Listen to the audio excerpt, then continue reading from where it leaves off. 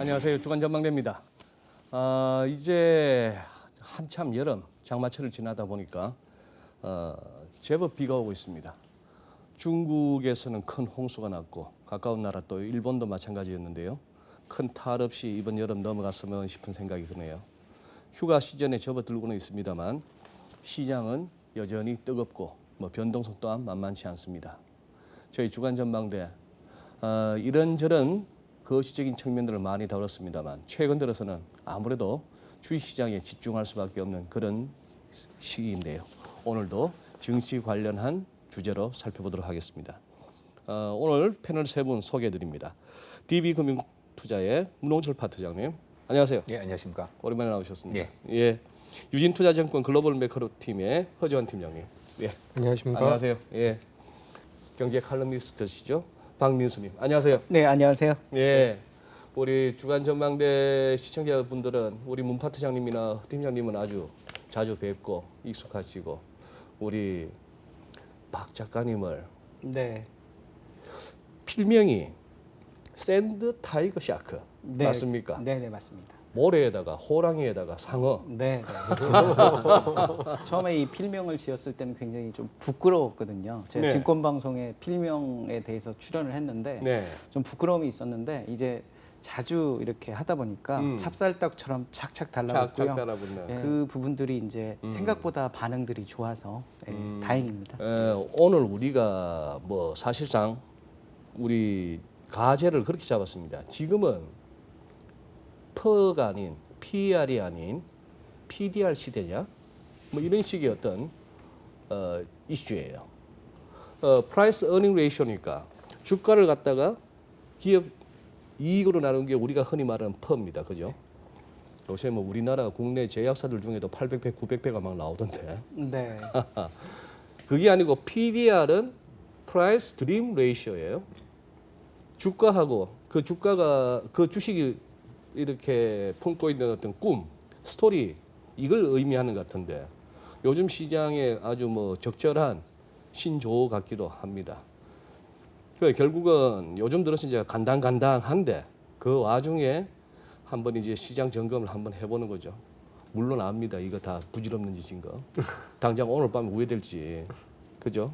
우리가 오전하고 오후가 다른데 그렇긴 합니다만 많은 투자자분들이 지금 같이 고민하고 있는 그런 상황이니까. 예. 그래요. 우선 요즘 미국채 수익률 해봐야 0.6, 0.74에서 놀다가 겨우 이번에 이제 0.6 아래로 살짝 내려갔긴 합니다만 거의 껌장인데. 그렇죠. 그러다 보니까 채권 전문가로서 우리 국내도 마찬가지고 이거 채권만 해갖고는 이거 앞으로 더 깝깝한 40대가 되겠다 싶은 생각이 많이 들 만한 우리 문 파트장. 저도 빨리 주식을 배워야겠다. 퍼뜩 지금 들고 있고요. 그러니까. 요즘 채권 시장 보면은 거의 제로 금리에다가 금리 자체도 별로 움직이지도 않고. 그러니까. 제가 만약에 채권을 운용하는 사람이라면 애널리스트가 필요할까? 이런 고민을 스스로 던지게 돼요. 네. 그렇다면 저는 과연 이제 뭘 가지고 먹고 살아야 되냐? 채권만 지금 제가 거의 20년 가까이 했는데 이후에는 채권이 아니면 따로 외환이나 혹은 이제 채권 가지고서 좀 저희가 해왔던 뭔가 유관한 일을 좀 얻어서 해야 되지 않나 이런 생각이 좀 들긴 하고요. 지금 인플레이션이 혹시 오면 모르겠는데 저희는 내년도 그렇고 내후년에도 인플레이션에 대해서는 그렇게 가능성이 높진 않다고 보고 있는 입장이어서 그러면 채권 금리 계속 깔리지 않겠습니까 밑으로? 그러면 정말 할 게 없다.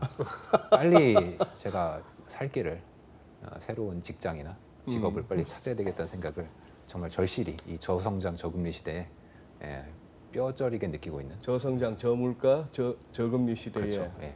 그래 고생이 많으신 우리 문 파트장께서 먼저 스타트를 한번 끊어보세요. 이렇게 알겠습니다.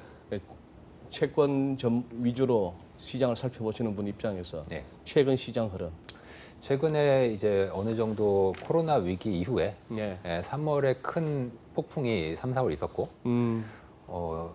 그런 폭풍이 무색하게 엄청난 양의 돈이 뿌려졌죠. 엄청난 양의. 거기에다가 이제 과거 10년 동안은 좀 다르게 지금의 이제 특징은 정부가 돈을 쓰기 시작했다.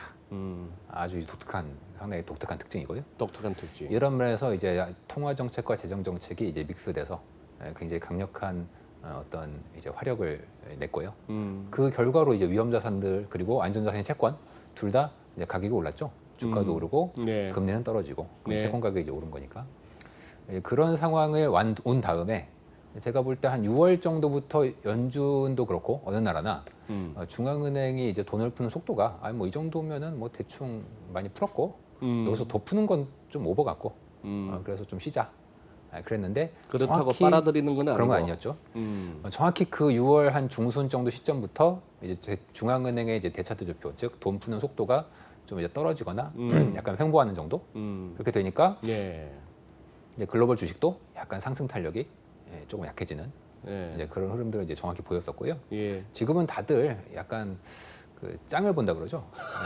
이거 대충 주식도 다 올라서 비싸고, 채권금리 뭐 이거 별로 하고 싶지도 않고 그렇다고 뭐 할 거 뭐 있냐. 근데 돈은 많아.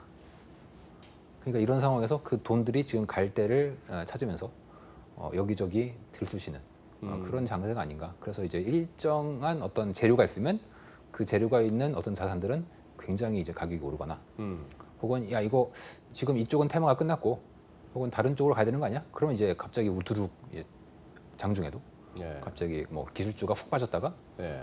갑자기 이제 전통적인 산업이 갑자기 훅 오르는지 아하. 혹은 어떤 체류제 개발에 대한 이제 이슈가 있으면 그런 주식들이 또 크게 움직여진다든지 이런 굉장히 서로들 방향성을 알기 어려운 그런 시대가 좀 된 것 같습니다. 예. 하 팀장님 어떻게 지난번 출연하신 이후에 조금 어떻게 시장 보시는 뷰가 어떻게 달라지셨는지? 뭐 저는 지난번에도 생각보다는 시장이 좀 세지 않겠느냐 네, 이렇게 네. 좀 말씀을 드렸었는데 예. 사실 그 이후로 지수가 한 달 동안 사실 그냥 별 변동은 없었습니다. 그러니까 2000 코스피 기준으로는 뭐 2100, 2200에서 그냥 이렇게 노는 모습인데 이제 아까 문 파트장님도 말씀하셨지만 이 그래도 두 가지 특징이 하나 있었던 것 같아요. 그러니까 특히 작년 같은 경우에는 이렇게 개장할 때는 플러스지만 점심 먹고 오면 마이너스가 나 있는 경우 예. 그리고 한 3시 한 20분쯤에 조금 올라가다가 막판에 또 쭉 빠지는 그러니까 전형적인 어떻게 보면 약세장의 모습들이 장중에 굉장히 많이 나타났었고 음봉 소위 이제 기술적 분석상 음봉이 굉장히 누적이 됐었는데요. 네.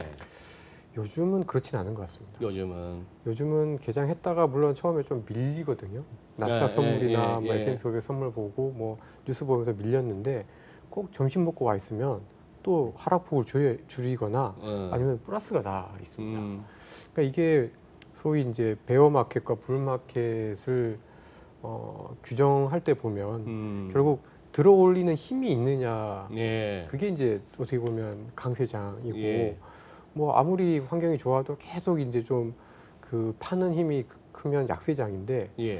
지금은 생각보다 굉장히 좀 강한 시장의 힘이 있다 이렇게 좀 말씀드리고 싶고 또 하나는 아까도 이제 말씀하신 것처럼 시장 내부적으로 되게 변화가 빠릅니다. 그러니까 뭔가 이렇게 좀 안 좋은 뉴스가 나오면은 또 소위 말하는 그 언택트가 또 막 올라가다가 또 이게 또 뭐 약간 과하다 싶으면 또 쉽게 또 굉장히 급락을 또 하면서 예. 또 전통 산업주가 또 쭉 올라가다가 이런 흐름들이 굉장히 빠릅니다. 그런데 이제 좀 재밌는 거는 그러면서도 기본적으로는 어쨌든 언택트 또는 인터넷주, 바이오주의 어떤 추세 자체가 생각보다 굉장히 견고하다라는 거죠. 그러니까 비싸다, 아니다, 뭐 여러 가지 논란들 이게 과연 맞냐 여러 가지 이제 뉴스들에도 불구하고 전체적인 추세 자체는 굉장히 좀 유지가 되었다. 그래서 이런 걸 보면은 뭐 시장은 뭐 갈팡질팡 하고 있고 지수는 갇혀 있는 듯 보이지만 시장 안에서 느껴지는 힘은 생각보다 저는 굉장히 좀 강하다라고 좀 생각하고 있습니다. 예.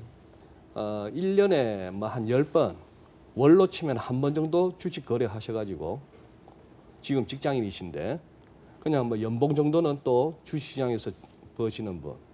그리고 이게 한 달에 한 번 정도 매매를 하신다는 거예요. 그런 거고 또 오늘의 이슈였던 PER이냐 PDR이냐 하는 거에서 거기서 또 PER의 어떤 중요성을 굉장히 강조하셨고 하는데 그런 관점에서 요즘 시장을 어떻게 보시는지 굉장히 궁금합니다.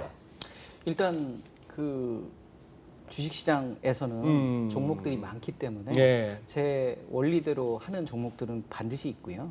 원리대로 그렇죠. 원칙대로 예, 세워주시고 종목이 넘는데 그중에 우리가 고를 수 있는 종목들은 상당히 많이 있고요. 예를 들면 시젠 같은 경우도 지금 많이 올라와 있고 네. 진단키트 이슈로 그렇지만 네.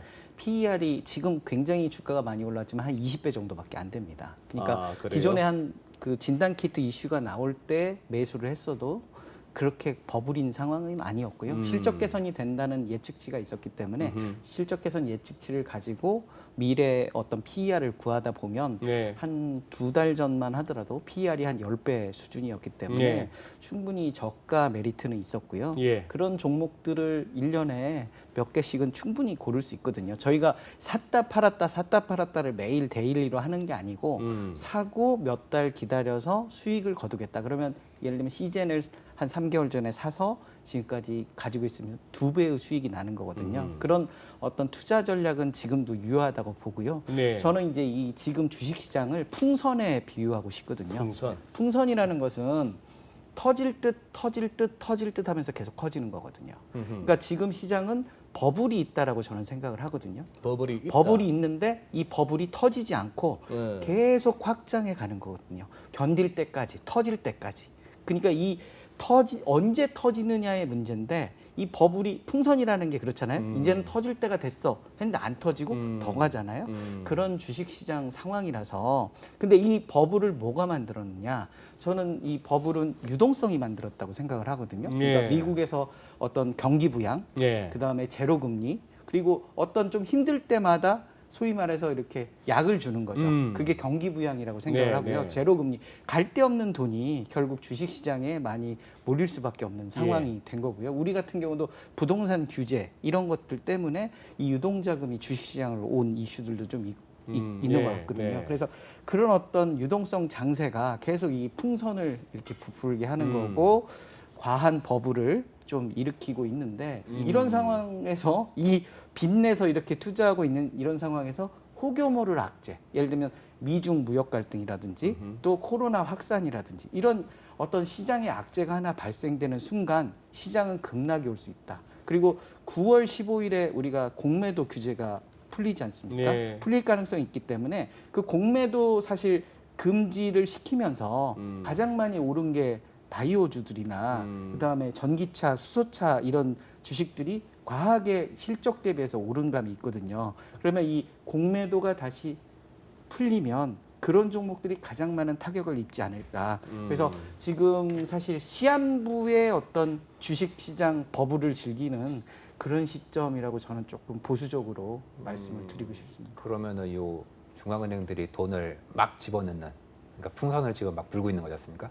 이래갖고 불고 있는 거죠. 지금 중앙은행들이랑 이 정부들이 다들 이제 빚내면서 그리고 중앙은행이 사주면서 유동성을 막 공급하고 있는데 만약에 이 정책이 바뀌면 그러면은 그렇죠. 빨리 네. 빠져나야 되겠네. 그렇죠. 이 이제 유동성으로 그러니까 중앙 정부에서 이제 좀 빠지면 부양을 하고 네. 빠지면 부양을 하는데 언제까지 이렇게 부양을 할 수 있는 거냐? 그건 사실 좀 퀘스천이 있는 것 같아요. 돈으로 사실 이런 말을 하겠지만 돈의 약발이 언제까지 먹힐 거냐? 그래서 그 부분이 1년 내내 과연 이걸로 커버를 할 수 있는 거냐? 그래서 저는 그런 생각을 하거든요. 지금 우리나라 기업 신용 등급이 하반기에 굉장히 많이 강등될 예정일 수 있거든요. 부정적인 평가가 굉장히 많이 늘었거든요. 네. 그래서 이런 어떤 실적 악화에 대비해서 사실 이렇게 상처가 있는데 예. 그거를 이제 경기 부양이라는 거즈로 이렇게 닦아놨거든요. 거즈로. 거즈로 닦아놨는데 뭔가 이렇게 핀셋으로 바늘을 타가면 이게 상처가 결국 터질 수밖에 없는 거고 그래서 저번에 우리가 코로나 한번 사태 이후로 시장 급락을 한번 예기치 않게 맞았잖아요. 네. 그런 이슈들이 지금 신용융자 물량과 그다음에 어제 보니까 삼성전자에 대한 대차 잔고가 굉장히 많이 늘어 있습니다. 그러니까 삼성전자 대차 잔고가 늘었다는 건 9월 달에 공매도 규제가 풀리면 삼성전자를 공매도를 한번 칠 거야. 이런 어떤 예측치가 있는 거거든요. 그래서 공매도 증가를 위한 대차 잔고 증가, 그다음에 신용융자 물량 증가라는 이런 악재 이슈에 더해서 최근에 그 교환 사채라든지 주식 관련 사채 발행이 늘었거든요. 네. 근데 이거는 결국 어느 정도의 시간이 지나면 주식으로 교환이 될 거고 주가 고점에 또 나올 물량 폭탄일 수 있거든요. 네. 그래서 이런 부분들이 결국 9월달 공매도 어떤 해제와 맞물려서 시장의 악재 요소로 좀 작용할 수 있겠다라고 해서 저는 좀 자, PER을 갖다가 굉장히 강조하시지 않습니까? 네네네. 근데 우리가 어지간한 주식 종목 이렇게 검색해서 네이버에 들어가면 PER이 나와요. 네네네. 근데 우리 가끔씩 12개월 후 무슨 예상 수익 그런 식의 어떤 PER. 그런데 거기 나오는 PER은 뭡니까? 우리 네이버 같은 데 나오는 네이버에 나오는 PR은 주로 이제 과거의 실적치 기준으로 실제 우리 확인한 실적 그렇죠. 그거. 네. 근데 이제 저는 여기 뭐 리서치 센터장님도 있지만 저 같은 경우는 이제 미래의 실적을 기준으로 하는 거거든요. 근데 월가에서 흔히 말하는 거는 그 미래 실적치를 가지고 따지는 PER을 갖다가 주로 쓰지 않나요?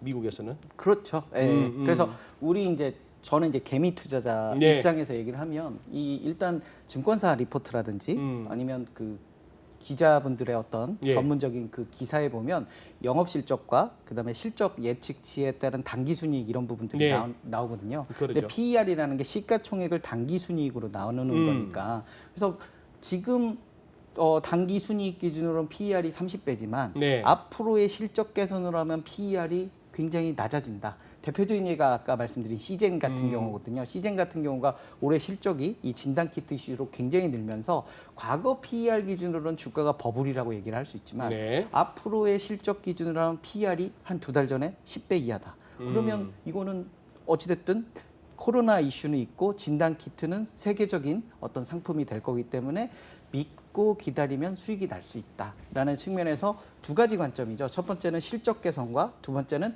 사람들의 관심이 모이고 관심은 거래량을 일으키고 거래량은 주가 상승으로 이어진다. 그래서 두 가지 컨셉을 어떻게 보면 맞는 그런 대표적인 예가 시젠이라고 볼 수 있고요. 예. 그래서 어떤 미래 실적치만 알면 그 미래 실적치 대비해서 PER이 낮다라고 하면 이거는 긴 호흡으로 투자하면 손해 보지 않겠다라는 측면에서 저는 거기서 이제 말씀을 결국 드리는 미래 거죠. 실적치를 알면이라고 하셨지만 결국 미래 실적치는 추정일 수밖에 없고 현재로서는 그런 한계는 있는 거죠. 그렇죠. 추정치를 100% 믿느냐, 네. 90% 믿느냐는 이제 개인의 선택인데요. 개인의 선택의 문제다. 근데 저 같은 경우는 이제 보통 보수적으로 보면 한 90% 정도에서 좀 더 보수적으로 80%에서 90% 정도 실적 예측치를 기준으로 해서 예. PER을 계산하거든요. 지금 우리 샤크님 말씀하신 이런 어떤 12개월 후 추정 순위, 영업이익 이런 것들이 상당히 뭐 그거 할 수도 있는 그런 한계는 있으나 일단 컨셉은 개념은 알았습니다. 지금의 PER보다 향후 그렇다면은 지금 이것이 비싸냐 싸냐는 알 수가 있겠고 한 가지 이거 제가 이거 잘못 알고 있나요? 예를 들어 100% 무상증자 당신 우리 회사 100주 갖고 있으면 100주 더 줄게 이거 아니에요. 100% 무상증자는. 그럼 주식수가 2배가 되는 거 아니야. 그럼 주가 떨어져야 되는 거 아니에요? 그렇죠. 근데 오늘 S제약, 뭐 S제약 할 거 있나? 신풍제약은 왜 갑자기 그런 경우는 어떤 경우예요? 이제 그런 경우는 이제 주식수가 늘어나면서 그러니까 어떻게 보면 대주주들이 주식을 팔 수 있잖아요. 네. 그러면 그거를 다시 또 사서 또 사고 싶은 사람들이 훨씬 더 많을 때 오히려 이제 그런 것들이 또 호재로 작용을 했었던 거고. 사고 싶은 사람이 많을 예. 때. 그러니까 어떻게 보면 이제 기업하는 입장에서 봤을 때는 무상증자라는 거는 대주주들이 되게 이제 주식을 팔기에 되게 좋은 어떤 그 구실이라고 할까요? 핑계거리이긴 한데 닷컴 버블 때도 그랬고 2000년대 초에도 그랬고 그러니까 코스닥 버블 때도 그렇고 보면 오히려 그런 기업들이 무상증자를 해도 되게 주가가 강하게 올랐었던 게 과거의 경험이었습니다. 과거의 경험이었다. 근데 그 얘기는 거꾸로 하면은 거의 뭔가 꼭지의 스멜이 조금씩 난다는 얘기 아닙니까? 네. 저번에 또 저희가 나와서 우선주 급등, 네. 무상증자 공통적인데. 이런 거는 다 말기 현상이다라고 말씀을 드렸는데 그것도 스멜 하니까 약간 또 있어 보인다. 없어 보이지 않나요? 같은 표현이라도 스멜 하니까 훨씬 있어 보이고. 그래. 그 또한 우리 샤크님의 기본적인 어떤 그 생각과는 배치되는 현상 아닙니까? 무상증자는 저는 호재라고 보고요. 무상증자는 호재다. 네네. 무상증자를 하게 되면 주가 조정을 보통 하거든요. 그러니까 네. 쉽게 말하면 이 주가가 10,000원인데 예를 들면 100주 10,000원인데 이 100주가 더 늘게 되면 주가는 5,000원으로 낮춰주게 돼 있습니다. 주가 조정을 해주거든요. 네. 왜냐하면 시가총액이라는 개념이 있는데 시가총액은 뭐 잘 아시겠지만 주식수 곱하기 주가인데 네. 주식수가 2배로 느니까 주가는 반절로 떨어져야 동일한 시가총액을 유지를 할 수 있는 거거든요. 그렇죠. 그래서 보통 증자는 유상증자는 악재라고 하거든요. 유상증자는 예, 유상증자라는 것은 이제 주주들한테 돈을 받고 이렇게 주식수를 늘리는 거고 무상증자는 주주들한테 돈을 받지 않고 공짜로 주식을 주는 건데 네. 똑같은 건데 왜 유상증자는 주가가 빠지는데 무상증자는 왜 오르냐? 그 무상증자라는 건 보통 회사가 좋기 때문에 무상증자를 보통 하는 거거든요. 유상증자는 예, 그러니까 먹고 살만 하니까 공짜로 주식을 주면서 왜냐면 주식수를 늘리는데 보통은 이 주식을 공짜로 주식을 주면서 뭔가 돈을 받아야 되는 게 인지상정이잖아요. 네. 근데 공짜로 주식을 주기 때문에 그거에 따라서 유상증자든 무상증자든 주가 조정을 하는데 이 기업의 어떤 기대치, 그러니까 향후 성장성 이런 측면에서 무상증자는 투자자들에게 긍정적인 시그널을 주거든요. 네. 그래서 주가 조정을 5,000원으로 하지만 결국 시작은 5,500원, 6,000원 이렇게 올라가는 그런 트렌드를 보여주기 때문에 결국은 주식수가 늘고 주가는 반절로 줄었지만 주가가 오르면서 그만큼 차익을 수익을 낸다. 예. 그런 측면에서는 알겠습니다. 저는 무상증자는 굉장한 호재다 이렇게 이야기를 드리고 있습니다. 그러면은 PER이냐 PDR이냐 우리 문파트장처럼 약간 화법을 바꿔볼게요. 그렇게 하니까 훨씬 있어 보인다 진짜. 이 중에서 제일 영한 우리 문파트장께서 그다지 영하진 않습니다. 테슬라 네. 어떻게 보여요? 저는 주식을 전혀 모르는 사람이지 않습니까? 근데 또 저같이 뭐 전혀 몰라. 모르는 사람도 테슬라 하면은 사실 우리가 이제 전기차를 왠지 사야 될 것 같은? 그쵸, 주가가 저렇게 오르고 전기차 하면은 사실 테슬라라 뭐 다른 뭐 중국의 어떤 회사가 뭐 잘 만든다고 하고 뭐 테슬라가 뭐 품질도 좀 떨어진다고 하지만 사실상 어떤 브랜드 인지력에서는 딱 생각이 그거밖에 안 나잖아요. 옛날에 스마트폰 하면 애플밖에 생각이 안 났듯이. 전기차를 테슬라만 만드나? 그러니까 그게 문제입니다. 그러니까 옛날에 스마트폰을 애플만 만든 게 아니었는데 아주 옛날에 뭐 10년 전. 근데 그때 스마트폰 하면 뭐 당연히 애플 이랬지 않습니까? 지금도 이제 그런 거죠. 전기차 하면은 뭐 다른 회사 되게 많이 만들잖아요. 네. 그렇다고 뭐 테슬라가 품질이 되게 좋은 것도 아니고. 그럼에도 불구하고 사람들은 약간 옛날에 아이폰처럼 이 테슬라를 그냥 무조건 사고 있는 거예요. 비싸도. 그게 제가 볼 때는 그게 계속 그 통합니다. 통합니다. 본다. 그게 이 어떤 브랜드에 대한 장악력. 그래서 옛날에 워렌 버핏이 애플을 계속 안 사다가 최근에 사고 있는 이유가 좀 많이 샀죠. 네. 최근 몇 년 사이에. 그랬던 것도 자기는 IT 기업에 대해서는 좀 부정적인데 그럼에도 불구하고 이제 애플이라는 기업들의 어떤 브랜드에 대한 어떤 장악력 이거를 강력한 이제 해자로 본 거죠. 이제 성 같은 거에 보면은 주변에 이제 물이 앞에, 담겨져 있는 해자가 있지 않습니까? 해자. 청을 공격 못하게. 네. 이제 이런 게 아주 강력한 어떤 진입 장벽으로 작용하다 보니까 그 영업이익이 계속 보장이 되고 그런 게 어떤 브랜드 인지력. 그러니까 이게 어떤 우리가 뭐 현대차가 차 잘 만든다고 해도 그 품질이 아무리 벤츠와 뭐 비슷하거나 뭐 약간 떨어진다고 해도 가격 차이는 거의 넘사벽이지 않습니까? 그래요. 그렇게 되는 이유는 결국 그 독일에 있는 회사들의 브랜드력이잖아요. 사람들 인식. 저는 그런 면에서 테슬라가 단지 브랜드 차이만일까? 요즘은 뭐 많이 기술력이 따라왔다고 하더라고요. 저는 좋게 봐주고 싶습니다. 네. 저는 그런 면에서 테슬라를 뭐 개인적으로 뭐 지금 갖고 있지는 않지만 굉장히 사고 싶어하는 사람들은 충분히 저는 이해갑니다. 영하네. 네. 충분히 영하네. 그리고 이게 약간 그런 게 있습니다. 그 나이가 이제 많으신 분들은 네. 저 이렇게 가리키는 건 아니지만 나이가 많으신 분들은 이제 지금 실패하면은 재기하기도 힘들고 퇴직금 좀 받아가지고 이거 날리면 큰일이지 않습니까? 그럼 이제 집에 계신 안주인께서 굉장히 기분이 나빠하시고 또 이제 위기를 많이 겪으셨잖아요. 이분들은. 그러니까. 그래서 저거 다 결국은 뭐 부질없다 이런 생각들을 이제 많이 갖고 계시기 때문에 좀 보수적이신데 저같이 뭐 별로 위기도 많이 안 겪어보고 딸린 식구도 없고. 뭐 식구도 없고 이러면은 그냥 한번 인생 역전해보는 거죠. 이럴 때. 그러니 감격입니다. 그 말씀은 그렇게 이 PDR이 아닌 말로 전기차를 갖다가 테슬라만 만드냐 이 얘기 나오는 거고 나중에 이렇게 쫓아가기 시작하면은 뭐 카피 뜨고 쫓아가는데야 중국, 한국도 잘하잖아요. 얼마든지 가성비 더 좋은 뭐 디자인도 뭐 쌈박하게 뽑아내고 할 수가 있는데도 불구하고 좋아. 거기는 드림이 있고 앨런 머스크라고 하는 나름대로 난 사람이 CEO로서 어떻게 이 스토리 전개와 꿈을 갖다가 키워가는 데는 제법 저도 인정을 해요. 그런데 아까 풍선을 말씀하셨어요. 한 번은 나스닥 후함 하다가 나스닥 최근의 흐름이 나스닥 한 하루 이틀 눌리니까 다우만 쑥 가는 것 같았는데 그래서 로테이션인가 싶었더니 그것도 아니에요. 뭐 왔다 갔다 해서 지금 조금 시황들이 왔다 갔다 하고 투자하시는 분도 혼란스러운데 이 와중에도 PBR 장부 가치보다도 주가가 0.2, 0.3배밖에 안 되는 것은 아닌 말로 주식시장 용어로 그냥 줍줍 하고 싶잖아 요즘 같으면은 싸기만 싼 맛에 그냥 사놓으면 왠지 갈 것 같은 근데 안 움직이거든요. 그런 거 보면 이 PDR 꿈이 있어야 되고 뭔가 그럴듯한 스토리가 따라줘야 된다 하는 거는 맞기는 맞는 것 같아요. 어떻게 동의하십니까? 네, 저는 그러니까 이제 보통 코로나 터지고 왜 뭐 V자냐 W자냐 뭐 이런 논란들이 좀 네. 많았었는데 그러니까 저는 K다. 되는 놈은 되고 안 되는 놈은 안 된다. 이렇게 생각을 하고 있었습니다.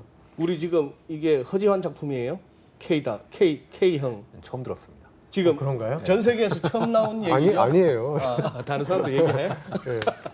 예. 그러니까 되는 놈만 되고 안 되는 놈은 예. 안 된다. 그러니까 어떻게 보면 코로나라는 것 때문에 중앙은행이 엄청 돈을 퍼붓지만 네, 불안하잖아요. 그래요. 그러니까 앞으로 5년 뒤, 10년 뒤에도 살아남을 수 있는 회사에만 돈을 넣는 것 같습니다. 제 생각에는. 살아남는 회사만. 그러니까 밸류주들이라고 하죠. 가치주들. 싸고 예. 굴뚝주들은 사실 이제 경기에 민감하니까 경기는 안 좋으니까요. 얘네들은 아무리 돈을 풀어도 물론 이제 코로나에 조금 반등은 하긴 했지만 그 원래 기업 가치를 절대 이제 회복을 못 하고 있는 거고 네. 대신에 3년 뒤, 5년 뒤에 혹시 코로나가 이제 극복이 되어서라도 또는 더 나빠지더라도 살아남을 수 있는 기업들. 그러니까 이제 다 그게 이제 뭐 비대면이고 언택트고 뭐 이제 이런 기업들인데 그런 기업들한테는 엄청난 그 향후 살아남을 수 있는 생존에 대한 프리미엄을 엄청 세게 주고 있다라고 저는 보고 있습니다. 그래서 어떻게 보면 이 K와 그렇지 않은 나머지들의 게임, 그러니까 정말 부익부 빈익빈이 극단적으로 이렇게 갈리는 그런 모습으로 좀 생각을 하고 있는데 지금 그래서 좀 문제가 S&P 500 미국 주식시장에서도 소위 이제 팡 5종목에다가 예. 마이크로소프트를 합친 6개 6개 종목이 종. 전체 시가총액에서 차지하는 비중이 한 25% 되거든요. 그 6개가 네. 나머지 그러면 490. 1000개죠. 네. 아니 S&P 500 같으면 500개니까. 네, 근데 웃긴 거는 그 6종목을 빼고 그냥 시가총액만 보면은 지금 미국 주가는 3년 전 수준입니다. 그 뭐 우리 코스피에서 자주 듣는 얘기 아닙니까? 삼성전자 빼면은 뭐 지수가 얼마라는 그런 얘기. 그러니까 저는 이제 분명히 지금 주식시장에 약간 거품이 있는 건 맞는데 그 거품의 이면에는 사람들이 갖고 있는 불안함 그리고 안전에 대한 극단적인 그 어떤 선호도 그런 게 극단을 만들어 버린 거죠. 그 완전 이제 공룡과 그렇지 않은 이제 그 뭐 살아남을 수 없다라는 그러니까 망할 수 있는 기업들에 대해서는 정말 엄청나게 후려치고 있는 거. 그런 시장이 합쳐놓고 보니까 이제 지수가 이제 올라가고 있는 것처럼 보이는데 예. 사실은 정말 되는 기업, 되는 놈만 되는 그런 시장이 저는 굉장히 좀 극단적으로 가고 있다라고 생각하고 있습니다. 우리 또 샤크님 이렇게 평소 지론에 약간 반하는 최근 장세가 있었길래 어떻게 보시는지 한번 여쭤볼게요. 미국의 로빈후드들, 우리로 치면 동학개미들, 거기가 또 재미 본 게 저 뭡니까? 워렌 버핏이 막 이렇게 손절쳤던 항공주, 뭐 카라이칸도 팔아제끼고 했는 이런 거 갖다가 막 사제끼고, 특히 허츠, 그 뭐죠?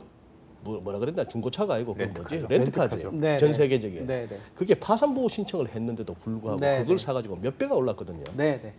자, 이거는 평소 생각하시는 거에 비해서 어떻게 납득이 그럴 수도 있다라고 받아들이는 장세인가요? 세상을 살아가면서 이런 일도 있고 저런 일도 있는데 뭐 위험을 그만큼 자기가 수용을 하고 하이 리스크 하이 리턴이잖아요. 아하. 그러니까 뭐 잃어도 되고 아니면 대박이고 라는 투자를 하시는 분들에게 적합한 방법이고요. 다만 이런 방법들은 10번에서 10번 맞기가 어렵잖아요. 10번에서 주식 투자라는 것은 저는 그렇게 생각하거든요. 평생 직업이다.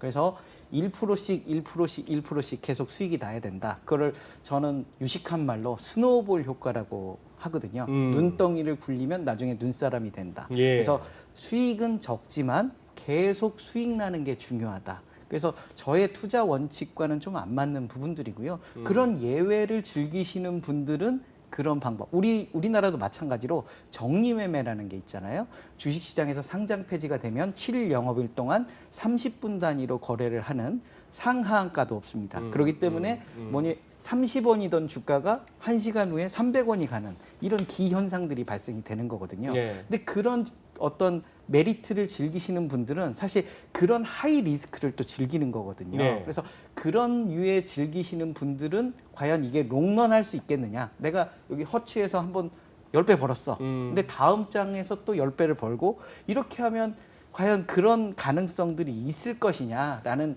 확률적으로는 굉장히 낮다라고 생각을 하고요. 주식 투자라는 건 기본적으로 자기가 어떤 내 생각이 있어야 되거든요. 내 가치관이. 근데 그 가치관 자체가 바람직한 가치관을 가지고 있어야 평생 주식 투자를 할 수 있는 거지. 그렇게 예외적인 상황, 허츠가 파산보호 신청을 했는데 주가가 오르는 그런 예외적인 상황을 기대해서 투자하다 보면 오히려 성공보다 실패할 가능성이 높기 때문에 그런 예외적인 상황은 그래라고 인정을 그렇습니다. 하고 그렇다면은 넘기고 최근에 중공업이란다. 우선주 같은 경우는 저는 이제 우선주 급등은 강세장의 종료로 보통 보거든요. 과거에 그랬죠. 네네. 근데 이제 세상이 바뀌었다면 또 근데 이제 이 강세장의 종료를 아까 말씀드렸듯이 풍선이 이게 더 임계치를 늘리고 있는 상황이거든요. 그러니까 원래는 가야 되는데 중앙 정부가 계속 그 양적 완화를 하면서 뭐 이렇게 서포트를 하면서 받쳐주니 이게 꺼져야 되는데 안 꺼지고 유동성으로 가고 또 제로 금리하고 이런 어떤 정책적인 지원들이 가는 거고요. 우리나라 같은 경우도 최근에 그린 뉴딜 이슈로 네. 하면서 정책주가 또 한번 이렇게 네. 뭐 수소차라든지 전기차, 예. 그다음에 원격 의료 이런 부분들에 대한 어떤 정책 모멘텀이 이어지는 거거든요. 그러니까 꺼져야 되는데 이렇게 정부나 어떤 정책적인 왜냐하면 지금 경제 성장률이 마이너스로 돌아서는 최악의 상황이 올 수 있는 지금 상황이잖아요. 네. 근데 아시겠지만 미국이 11월 달 대통령 선거가 있는데 네. 트럼프가 예를 들면 최악의 경제 성적표를 제출을 하면서 재선을 하기에는 너무 리스크가 큰 거죠. 그렇기 때문에 어떤 그런 부분들에 대한 서포트 이런 부분들이 어떤 풍선의 임계치를 조금씩 키우고 있는 게 아니냐라는 생각이 들고요. 네. 그다음에 아까 PBR 말씀을 네. 하셨잖아요. 네. 근데 저는 PBR 같은 경우는 좀 중요도를 낮게 보거든요. 왜냐하면 PER에 비해서 네, PER은 시가총액을 당기 순이익으로 나누는데 PBR은 시가총액을 내 재산으로 나누는 네. 거거든요. 근데 내가 재산은 많아도 버는 게 적으면 당연히 주가는 제대로 평가를 못 받는 거고 그렇기 때문에 저 PBR이 오는 게 아닌가. 우리가 보통 이제 은퇴자분들을 예를 들면 가진 재산은 많아요. 네. 근데 쉽게 못 쓰시잖아요. 그런 상황이 저 PBR이 아닌가. 근데 젊은 친구들은 가진 재산은 없는데 돈은 많이 들어와. 그러니까 월급을 많이 들어오니까 소비가 팡팡 쓰는 거거든요.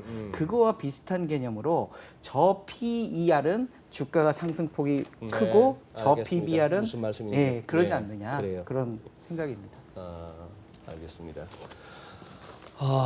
저기 지금 말씀하시기를 또 그리고 우리 시장에서의 나름대로의 컨센서스 내지는 믿음이 여론조사하면 뭐 10% 포인트 넘게 바이든 후보한테 뒤지고 있다는 트럼프 대통령이 설마 장을 망가뜨리겠어? 이런 나름대로 다 믿음이 있어요. 그러다 보니까 무슨 뭐 중국 총영사관 휴스턴에 있는 거 방빼 이래 봐야 이게 장이 안 빠져요. 또 그것 또한 믿음일까요? 저래 봐야 저 그냥 대충 저러다 마는 거 아니야? 은근히 시황에서는 미중 갈등 심화, 격화 뭐 이런 게 어떤 리스크 요인으로 언급되는데 별로 시장이 반영을 안 하는 것 같아가지고. 그 저는 그게 그 두 가지로 생각을 하고 있는데요. 네. 일단은 그러니까 미국과 중국이 굉장히 좀 갈등이 어떻게 보면 굉장히 좀 심화가 되고 있는데 작년 재작년에랑 다른 거는 지금은 경제적인 문제는 잘 안 건드리는 것 같아요. 경제적인 거. 당장은 안 건드리는 것 같다는 거죠. 이제 그 2018년부터 2019년까지 어쨌든 관세 때문에 계속 하니까 그거는 진짜 아팠죠. 예, 그 때문에 기업들의 의사결정이 늦어지면서 굉장히 좀 음. 문제가 생겼었던 거잖아요. 그러니까 2017년까지 좋았던 경제가 물론 이제 2018년에 약간 정점 조짐이 있긴 했지만 그 트럼프 대통령의 그런 관세 논란 때문에 기업들이 의사결정을 다 늦추면서 불확실성이 생기니까 이제 그러면서 이제 약간 경기가 안 좋아졌었던 건데 지금은 뭐 기술에 대해서도 그렇고 뭐 비자 문제, 홍콩 보안법 문제 굉장히 좀 크리티컬 이슈를 많이 건드리고 있긴 하지만 경제적인 문제나 교육에 대한 문제는 사실은 그냥 안 건드리고 있다라는 거. 그게 하나가 있는 것 같고 두 번째는 말씀하신 것처럼 이제 이게 11월이 되면 네. 어떻게 될지 모르는데 지금 어떻게 보면 바이든이 될 확률이 또 조금씩 올라가고 있지 않습니까? 뭐 여론조사상으로는 그렇죠. 네. 근데 저도 뭐 바이든이 이제 여론조사 결과와 이제 실제 결과가 2016년에 워낙 달라서 한번 크게 혼란을 겪었던 그러니까요. 경험이 있다 보니 예. 사실 이제 여론조사만 가지고 이제 주식시장을 볼 수는 없지만 이제 바이든이 만약에 정말 후보가 된다라고 했을 때는 트럼프 대통령보다는 이제 그런 어떤 변덕스러운 어떤 통상 정책이라든가 이런 것들은 안 한 가능성이 높기 때문에 적어도 지금 중국과의 갈등은 그냥 진행형이지 여기서 경제나 금융시장을 망그러뜨릴 만큼의 어떤 악재는 아니지 않느냐 이렇게 좀 보는 게 있는 것 같고 예. 또 세 번째는 뭐 그런 거죠. 지금 계속 코로나가 있기 때문에 연준이 지금 웬만해서는 정책을 엑시트를 못 할 거고 그건 아마 내년 내후년에도 재정 오케이. 정책도 마찬가지일 오케이. 거다. 그러면은 지금 당장 발등에 불 떨어진 게 7월 말로 끝나는 기존에 한 뭐 380불인가 뭐 400불 채 안 되는 주간 실업수당을 600불을 더 얹어줬잖아요. 네. 그게 이제 7월로 끝난다고 하는데 그거 끊기면 조금 이렇게 일이 커질 것 같아. 근데 지금 분위기가 어때요? 계속 600불씩 더 줄 것 같아요? 상황이. 오늘 아침이나 그저께 뉴스들 보면은 이제 공화당에서는 지금 이제 시장 컨센서스는 600불은 좀 많고 그래서 한 400불 정도에서 합의를 보지 않겠느냐라는 게 시장의 컨센서스인데 완전히 끊지는 않는다. 네, 공화당은 이제 주당 100불을 얘기를 한 거죠. 그러니까 그렇게 얘기하니까 이제 조금 분위기가 싸해졌죠. 아, 이거 그래요? 생각보다 7월 7월 말에 스무스하게 합의가 안 되고 8월 초까지 약간 좀 그 긴장을 양당 간에 또 좀 밀당을 좀 하는 그런 걸로 좀 가지 않겠느냐 이러면서 오케이. 사실 저는 이제 미국 채권 금리가 또 한번 0.6% 밑으로 떨어졌다고 생각하고 있습니다. 그러면은 지금 제일 중요한 건 유동성이니까 유동성 측면에서 하나만 더 체크하고 갈게요, 문 파트장님. 네. 저기 왜 처음에 뭐 이틀만 회의하기로 했다가 네. 닷새까지 연장됐던 EU 회복 기간. 그렇죠. 예? 네. 자 이게 뭐 얼마를 거저주고 얼마는 대출로 나가고 그렇게 티격태격 하다가 3,900억 유로 거저주고 네. 3,600억 유로 론으로 나가고 네. 뭐 결정 났습니다. 됐습니다. 그만큼 돈이 시장에 더 들어온다고 보면 되는 돈이에요? 뭐 지금은 결정만 난 거고 아직 쓰진 않았으니까 아니, 굉장히 큰 안전판을 만들어 놨고요. 안전판을 만들어놨다. 네, 시장에는 만약에 그렇게 되면 거의 3,900억 유로 정도는 안 갚아도 되니까 지금 그것도 이제 보통 생각하기에 그러면 각 국가들이 뭐 객출하는가 보다 이게 아니라 이제 그 가운데 있는 이제 안정판 기금 그 기금 이름이 아직은 제가 정확히 모르겠는데 그 기금이 만들어지면 지가 채권을 또 발행하거든요. 네. 그럼 그 채권에서 이제 조달해서 그거는 보나마나 그걸 이제 트리플 쓰는 A급이겠네. 네. 그리고 이 채권은 트리플 A이고 굉장히 고등급 채권일 것이고 그럼 거의 독일 국채 금리에 준하는 굉장히 낮은 마이너스 금리일 것이고 게다가 이 채권을 또 ECB가 사줄 것이고 맞습니다. 그럼 뭐 이거 그냥 자가 발전 아닌가요? 우리가 보통 이제 무한 동력 뭐 이런 거 얘기하는데 뭐 이렇게 되면 사실 뭐 이탈리아나 스페인이나 망하기가 거의 어려운 그런 상황으로 가지 않겠습니까? 코로나 진짜 고마운 데 많겠다. 그동안 그렇게 싸우다가 갑자기 순식간에 이렇게 타협하는 거 보면 저도 깜짝 놀랐습니다. 그놈의 마스트리트 조약에서부터 시작해서 어떤 유로존 출범 가운데 재정 적자가 GDP 대비 얼마를 넘지 마라 하는 요거 때문에 그렇죠. 경기가 아무리 나빠도 미국처럼 무슨 뭐 연방 정부가 국채 발행하고 연준이 뭐 중앙은행이 그걸 또 다 사주고 이것도 못해 갖고 저 밑에 저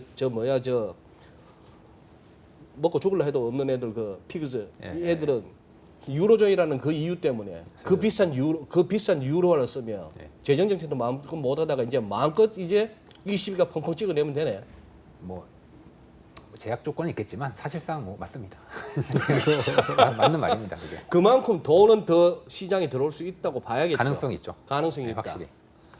그러면 제 일감은 유로를 많이 찍어낼 것 같아. 네. 그러면 유로가 약세로 가야 되는데 유로가 강세로 가는 이유는 그게 굉장히 그 상식적이면서도 하나가 더 있습니다. 뭐죠? 그래서 이제 보통 그 특정 국가가 돈을 찍으면 이거 약세야 이렇게 생각들을 많이 하시지 않습니까? 그게 이제 아주 아메바적인 네. 어, 다만 이제 하나를 더 생각하셔야 돼요. 뭐죠? 그러니까 제가 볼 때 단기적으로 그렇습니다. 단기적으로 이제 소장님 말씀이나 그 돈 많이 찍으면 당연히 약해지지 통화가 이거는 맞아요. 단기적으로 맞습니다. 그 지금 왜 달러가 이렇게 약해지냐?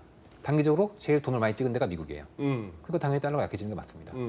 근데 좀 더 우리가 그 뭐 하루 이틀 투자하고 말 건 아니니까 좀 이제 긴 흐름에서의 어떤 통화의 가치를 본다면 네. 이 통화라는 건 결국 두 국가의 통화가 있잖아요. 가령 유로 달러면은 이제 미국과 유럽이 있지 않습니까? 결과적으로는 둘 중에 누가 더 성장을 많이 하냐. 네, 요게 결정합니다. 예. 결과적으로는. 예. 그러면 미국과 유럽을 봤을 때 지금 뭐 그동안 이제 유로가 많이 강해졌지 않습니까? 네. 이제 그동안 유럽에 있는 유로화가 되게 약했고 유럽이 계속 이제 죽을 썼던 이유는 뭐 재정 정책도 못 쓰고 그 종화동책 혼자서 저렇게 ECB 혼자서 갈팡질팡 해봐야 상대적으로 경제 살리는데 도움 되겠냐? 이럴 때는 돈 풀면 뭐 경제도 안 살아날 건데 돈은 더 푸네? 약세. 계속 약세. 예, 그러다가 이번에는 재정을 쓰겠다고 얘기를 했어요. 거기다가 그렇게 중앙에 안정기금을 만들면 제일 어떤 통화 가치가 가장 떨어질 수 있는 가장 큰 리스크는 뭐 어떤 나라가 부도나는 거잖아요. 예. 그런데 그걸 지금 막은 거죠. 부도날 일 없다. 예, 기금을 만들어서. 예. 그래서 이 가운데 있는 기금이 뭐 재정 정책을 쓸 때 돈도 빌려주고, 통화 정책도 재정 정책이죠. 이 재정 정책을 각국들이 좀 더 과감하게 쓸 수 있고, 부도도 완전히 막아주고. 이러면은 상대적으로 긴 흐름에서 유로존의 성장이 높아지는 거 아니야? 이런 생각을 하지 않겠습니까? 좋아요. 그러면 달러 그 유로가 세지게 되는 겁니다. 그 유로가 세지면서 달러 인덱스도 최근 들어서 계속 흘러내립니다. 네. 근데 우리 환율은 왜 안 빠져요? 같은 관점에서 우리는 돈이 푼 게 없지 않습니까? 전혀. 그럼 그런 한국판 양적 완화 캐서터니. 그게 이제 한국판 양적 완화라고 얘기는 했지만 사실 한국은행이 뭐 국채를 산 것도 아니고 쬐끔 샀습니다. 네.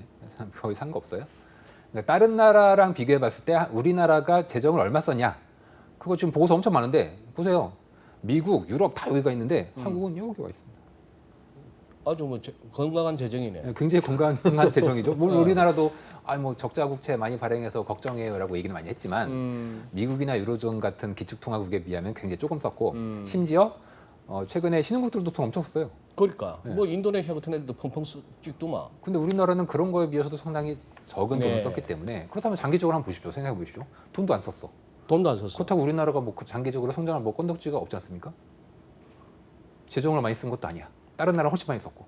2분기 연속 GDP 마이너스야. 그렇죠. 그럼 수출 장기적으로 봤을 전년비 때 16% 떨어져. 이게 미국이랑 생각해 봤을 때 그러니까 달러가 약해지는데 원달러 환율이 똑같다는 얘기는 원화가 약해졌다는 얘기랑 똑같은 거죠.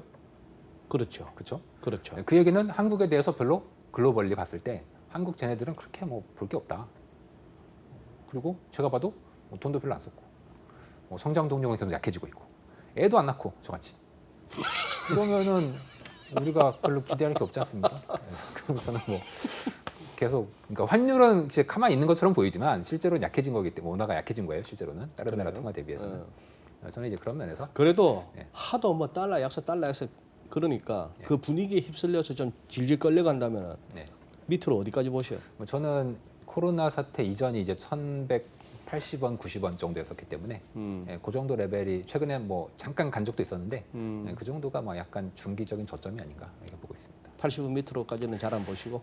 조금 잘안 보여요? 어려워 보이고요. 뭔가 이제 외국인들이 갑자기 국내 주식을 막 산다. 뭐 이러면 좀 갈 수 있을 것 같은데 뭐 아직도 그렇게 막 적극적으로 사는 것 같지는 않더라고요. 오케이, 알겠습니다. 그러면은 샤크님, 네네. 뭐 요번에 저 세제 관련해서 네. 최종적으로 결정이 났죠. 네네네. 그 내용 좀 한번 알려주시겠습니까? 예. 제가 이 표를 하나 네. 정리된 게 있는데요. 네, 네.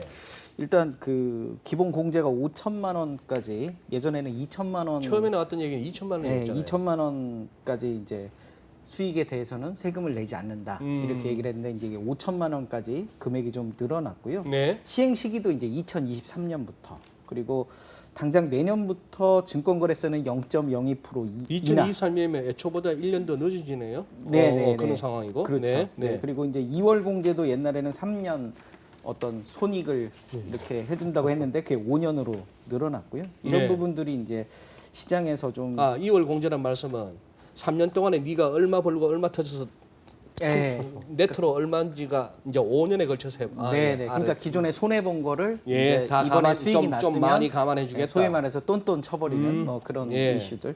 그래서 어찌됐든 그 일단 기본 공제 금액이 2천만 원에서 5천만 원으로 늘었기 때문에 정부 발표에 의하면 97.5% 정도, 투자자의 97.5% 정도는 소득에 대해서 양도소득세를 안 낼 거다. 그래서 2.5%의 사람들만 세금을 낼 거기 때문에 대부분의 동학개미들은 괜찮다. 뭐 이런 정부의 발표이고요. 네. 그다음에 이제 거래세가 2021년에 0.02%, 2023년에 0.08% 추가로 인하되기 때문에 거래세가 좀 이렇게 조금씩 인하되면서 네. 그런 부분들이 이제 어떤 주식 거래의 좀 활성화 이런 측면에서는 도움이 되지 않겠느냐라는 이제 정부의 발표 내용입니다. 대통령께서도 뭐 엄청난 그 시중 부동자금 이걸 갖다가 부동산으로 몰아갈 게 아니라 주식시장으로 유도를 해서 뭐 이렇게 저렇게 금융시장 발전과 더불어 뭐 산업 발전에 보탬이 되자라고 하셨는데 그 기사를 보면서 저는 그랬어요. 만약에 이번에 이 대부분의 평생 처음 이렇게 주식 하시는 분들도 적지 않은데 이번 장은 그리고 모르겠어요. 이제 그런 분들이 우리 샤크님 책 같은 거 갖다 참고해서 조금 차분해지고 정상적인 유동성만 얘기 안 하는 그런 시장으로 돌아갔을 때 꾸준히 뭐 하나 잡아갖고 한 달 만에 2배, 3배 말고 제로금리 시대에 월 1% 이게 연율로 12%가 넘습니다. 어마무시한 수익률인데 그렇게 따박따박 안 터지고 1년, 2년, 3년 하면은 뭐 몇천만 원 갖고 진짜 억대가 나오는 거죠. 안 터지면 그게 스노볼링 아니었습니까? 다들 이렇게 몇 번 먹다가 한 입에 톡 터지는 순간에 이제 그것 때문에 아까 말했던 노땅들이 별로 테슬라, 아마존닷컴 하면은 막 불안불안한 거지. anyway 그런 상황인데 그래서 그렇게 공부하고 뭔가 좀 길게 내다보고 차분하게 간다면 이 시장에서 가겠지만 만약에 이번에 이 로또처럼 번 이 수익을 가지고 내가 재주가 있고 나는 타고난 주식 신이야. 포트노이처럼 그렇게 촐랑거리면서 야 세상 너무 쉬웠어 이러면서 덤비다가는 호박씨 한 입에 까놓는 순간이 온단 말이죠. 좀 더 현명한 사람은 그럴 것 같은데 이번에 큰 돈 만지고 나서 대한민국에서는 땅이야 부동산이야 하면서 또 그쪽으로 갈 것 같은데 제가 좀 과하게 생각하나요? 어떻게 보십니까 세 분은? 부동산이요? 해외 부동산? 뭐 해외 부동산보다도 뭐 국내 이제 유동성이 너무 많으니까요. 유동성이 네, 너무 이런 많으니까. 상황에서 이제 국내 부동산인데 네. 제가 그 70 대책이었죠 이번에 70 대책 한번 부동산 정책 숫자, 나와가지고 날짜 숫자는 너무 많아갖고 그냥 뭐. 예. 이번에 거기서 다 막아버렸지 않습니까? 약간 70 대책의 성격이 조금 달랐는데 이번 건은 진짜 다주택자들을 완전히 망치로 때려잡는 그런 정책이었었습니다. 그리고 나서 바로 제가 이제 계속 모니터링 해보니까 이 돈들이 어디로 가고 있냐면 지금 꼬마 빌딩, 상가, 오피스텔, 경매 이런 집이 지금 난리가 났습니다. 그쪽에서 일하시는 분들은 뭐 상가 중개하거나 뭐 빌딩 중개하시는 분들은 자기가 태어나서 이런 엄청난 문의와 쏟아지는 돈은 자기가 처음 본다. 그래서 이런 거죠. 그 폐지 줍는 할머니한테 가서 할머니 폐지 줍지 마시고 쫙 코딩 배우면은 돈 많이 벌 수 있다고. 그러면 그 할머니가 코딩 배우겠습니까? 그리고 그 폐지도 돈을 많이 벌어. 부동산도 똑같아요. 부동산 하시던 분들이 돈 많이 벌었어. 그럼 그 돈이 이제 지금 막 시중에 돌아다니고 있고 그리고 아마 제가 볼 때 그 주식을 하시던 분들이 부동산을 가지고 있다가 주식을 하신 것 같진 않아요. 제 생각에는. 보통 이게 왔다 갔다 하진 않거든요. 그냥 그냥 부동산 할 돈은 없고 뭐 하지 이러고 있는데 갑자기 주가가 폭락했네. 3, 4월에. 그래서 한번 이빠이 한번 당겨보자. 버티면 이긴다. 이렇게 하신 분들이 대부분이신 것 같아요. 저는 오히려 그 돈이 차라리 부동산으로 갈 것 같습니다. 제 생각에는. 그 돈이 부동산으로 간다. 오히려. 주식으로 계속 있을 것 같지 않아요. 제 생각에는. 저는 그래서 부동산 쪽이 지금 난리가 났는데 아마 그 방금 말씀드린 상가, 빌딩. 사실 빌딩이 그렇게 비싸지 않거든요. 강남 아파트 뭐 2, 30억짜리면은 요즘 뭐 언택트 샀는 시절에 내 주위에 지인들 가운데도 상가 분양받았다가 관리비만 내는 분 몇 분 계셔. 그래서 더더욱 상가가 지금 양극화가 되고 있습니다. 잘 되는 상가들은 굉장히 잘 되고 잘 안 되는 상가들은 다 망해가고 있죠. 이 대표적인 게 이제 신도시 상가들 네. 많이 망했죠. 그리고 이제 이번에 최저임금 한번 올린 다음부터 네. 잘 되는 상가는 오히려 더 잘 되고. 왜요? 왜 그런지 아십니까? 왜요? 일전 한번 뉴스가 나온 적 있어요. 뭐라고 나왔냐면 최저임금 인상했더니 소매점 매출 상승. 왜 그렇죠? 왜냐? 다른 애가 망했으니까. 옆에 있는 편의점이 망하니까 저는 오히려 매출이 올라가는 겁니다. 그럼 그 망한 편의점은 어디냐? 위치가 좀 안 좋고 좀 안 좋은 상가. 근데 여기 더 잘 되는 애는 그거 망한 거를 다 흡수해버려서 오히려 임대료가 올라가죠. 매출도 올라가고. 굉장히 양극화됩니다. 결국 아까 우리 허 팀장님 말씀하신 K네. 네. 되는 될 놈 놈은 될, 안 될. 쿵 한 다음에 되는 놈은 되고 안 되는 놈은. 저는 그래서 이 돈들이 국내에서는 계속 지금 아까 풍선이에요. 지금 주식 그 부동산에서 주택 쪽을 확 눌렀어요. 네. 엄청나게. 그럼 이제 이게 어디로 빠져나가겠습니까? 지금 그쪽으로 빠져나갈 것 같고 제 생각에 주식으로 온다? 기본적으로 그 돈은 주식으로 오는 자금이 아니고 네. 아니 게다가 주식도 지금 세금을 저렇게 양도세를 매긴다는데 우리가 누가 주식하는 사람한테 아우 거래세 내려주시니까 좋으시겠어요? 좀 그런 사람 지금 한 번도 못 봤습니다. 알겠습니다. 예. 아유 어느덧 시간이. 그럼 이제 한 뭐 1분 정도의 클로징 멘트로 가겠습니다. 우리 저기 하반기 벌써 하반기 접어들었죠. 하반기도 벌써 한 달이 다 돼갑니다. 하반기 투자하심에 있어서 뭘 주목하셔야 될까? 아니면 뭐 전략 차원에서 우리 샤크님부터 해서 한 말씀 하시고 마무리하겠습니다. 일단은 아까 맨 처음에 말씀드렸듯이 풍선이 지금 어느 정도 풍선. 한계에 와 있기 때문에 네. 지금 이 풍선이 계속 터지지 않고 버틸 것이다라고 생각을 하시는 건 조금 조심해야 될 구간이 아닌가라고 생각을 해요. 그 첫 번째 이유는 아까 말씀드렸듯이 9월 15일 공매도 금지가 풀릴 수 있다. 그래서 8월 달에 정부가 공청회를 2번을 하고 그다음에 거래소가 지금 그거에 관련해서 연구 용역을 하고 있어요. 그래서 연구 용역 결과를 발표를 8월 달에 하면서 이걸 가져갈 것인지 안 가져갈 것인지 그 결정을 해야 되는데 사실 지수가 굉장히 지금 높아 있는 상태에서 또 이거를 공매도를 또 더 유지하는 것 자체가 정부 입장에서는 굉장한 리스크가 될 수도 있거든요. 정부 입장에서도 부담스럽다. 네, 부담스럽죠. 더 오른 상태에서 공매도를 폐지를 하면 이 버블이 더 꺼지는 이슈들이 아마 우리 있거든요. 주식하시는 분들은 지금 샤크님 예. 말씀에 또 그런 반론도 제기하실 거예요. 야 오른 거 뭐 있다고? 아직도 2,200인데 이 말씀은 하실 수도 있겠습니다. 뭐 물론 그럴 수도 있는데 일단 그런 이슈가 하나 있고요. 두 번째는 그 대주주 양도세 이슈라고 대주주가 12월 말 기준으로 결정이 됩니다.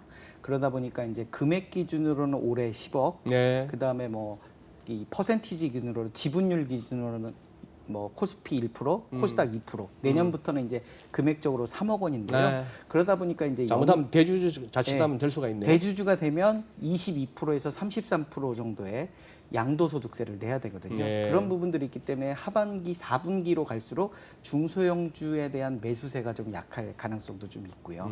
그다음에 그 미국 대선 이슈 하나 중에 하나 그 이슈와 관련해서 트럼프의 어떤 불확실성 이런 부분들이 미중 무역 갈등 이슈로 좀 더 될 수 있는 부분들도 네. 하나 리스크가 있고 그다음에 결정적으로 이제 코로나 19가 종식이 될 거냐 안 될 거냐 만약에 계속 간다 그러면 우리 기업들의 실적이 좋은 기업들은 그러니까 언택트 이슈 기업들 뭐 라면이라든지 그다음에 뭐 이 관련해서 택배라든지 네. 뭐 원격 의료라든지 예. 이런 혜택을 보는 기업들은 실적 개선이 되겠지만 뭐 시젠 같은 진단 기업들 대부분의 기업들 뭐 예를 들면 여행, 뭐 면세, 뭐 그다음에 영화 이런 기업들은 되게 힘든 그 시즌을 계속 보낼 거거든요. 그래서 이미 신용평가 기관에서는 이 신용 등급을 낮추겠다라는 워닝을 이미 준 네. 상태고요. 네. 그런 여러 가지 종합적인 상황들을 보면 지금 우리가 투자의 포커스는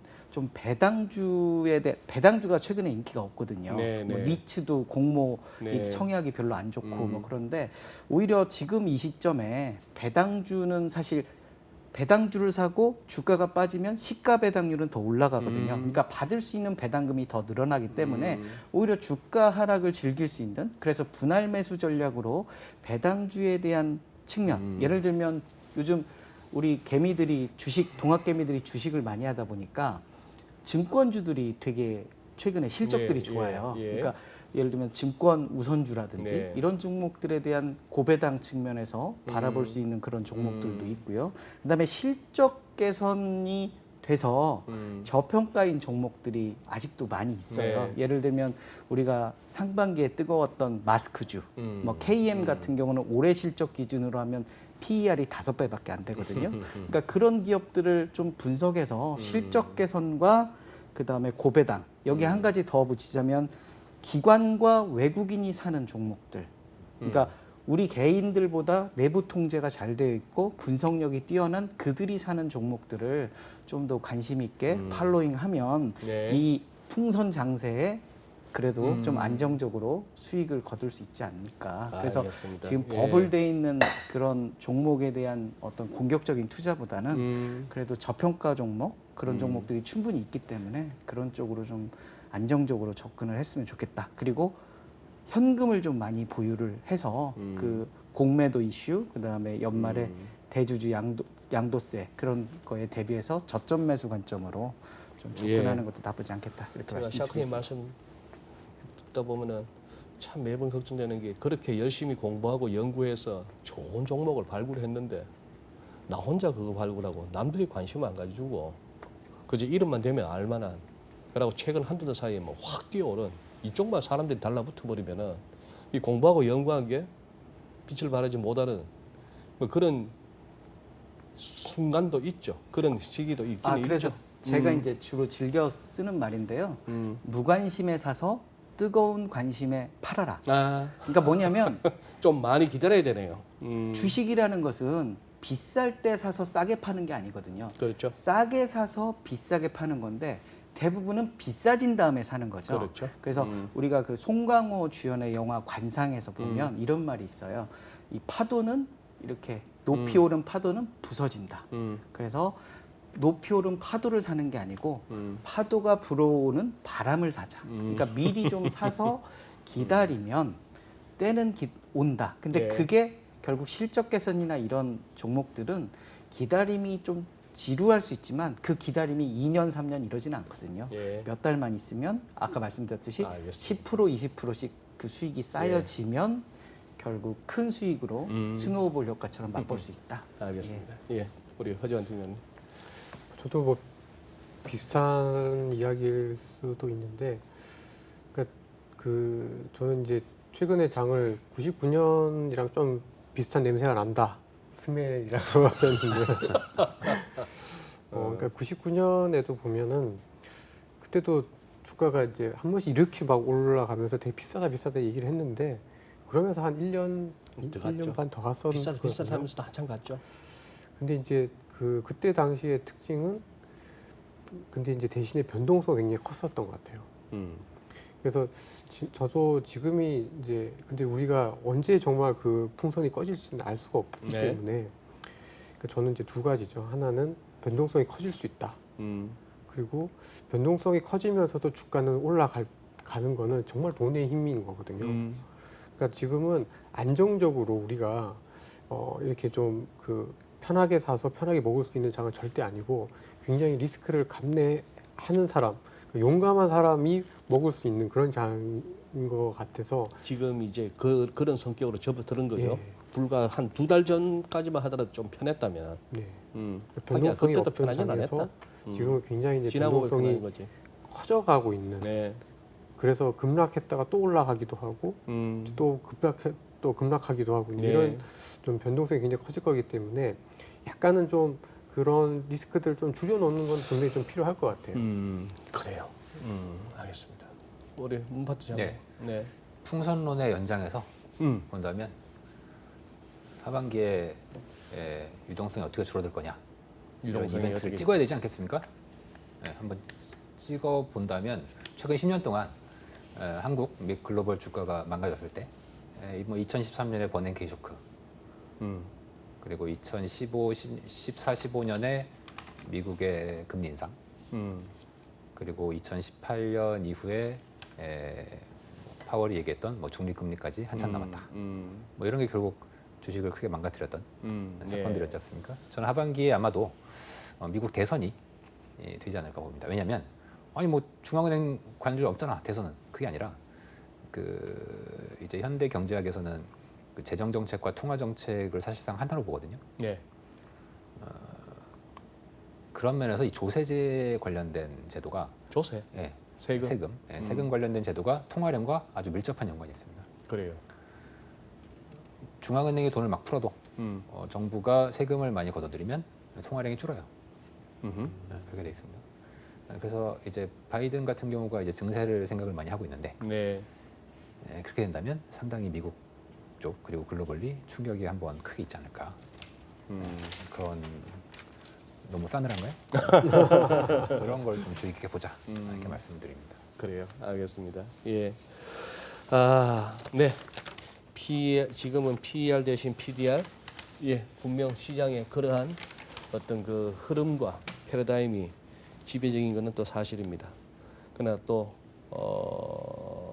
과거부터 이렇게 하나의 베이직으로 삼아왔던 것들을 갖다가 우리가 버릴 수 없는 것이 또 시장이죠. 또 그것을 또 거기에 또 이렇게 집중하면서 가야 되는 시절이 또 금방 올 것 같습니다. 어쨌거나 말씀하신 변동성은 커지는 가운데에 그래도 고점은 계속 올라가는, 그래서 많은 투자자들한테 어떤 계속해서 어떤 의심을 주면서 가고 있는 이 시장 흐름, 계속해서 참 어려운 국면입니다. 주위에 보면은 아직도 인버스 들고 계신 분들 중에 손절 안 하고 계신 분들이 많아요. 요즘 이렇게 되니까 손실은 더 깊어만 지고 있는데 참 그쪽도 이쪽도 풍선이 어디까지 커지는지가 참 그 결과가 궁금해지는 그런 상황이 됐습니다.